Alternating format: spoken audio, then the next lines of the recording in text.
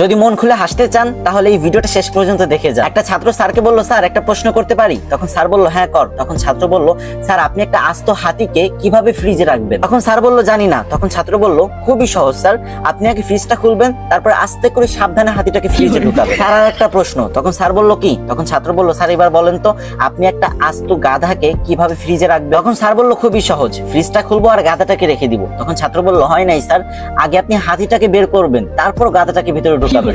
তখন স্যার বলল, আচ্ছা। তখন ছাত্র বলল, স্যার আর একটা প্রশ্ন, বনের সমস্ত পশু পাখি সিংহ মামার জন্মদিনের অনুষ্ঠানে অংশগ্রহণ করতে পারবে, কিন্তু একজন ছাড়া, সেটা? তখন স্যার একটু ভেবেচিন্তে বলল, মনে হয় বাঘ, কারণ সিংহ আর বাঘ একজন একজনকে দেখতে পারে না। তখন ছাত্র বলল, হয় নাই স্যার, গাধা, কারণ সে তো এখনো ফ্রিজের ভিতরে। তখন স্যার রেগে গিয়ে বলল, আমার সাথে মজা করিস তাই না? তখন ছাত্র বলল, না স্যার মজা করি না তো, আর একটা শেষ প্রশ্ন প্লিজ স্যার। তখন স্যার বলল, ওকে। তখন ছাত্র স্যারকে আবারও প্রশ্ন করলো, স্যার আপনাকে অসংখ্য একটা কুমির ভর্তি নদী পার হতে হবে, কিন্তু কিভাবে?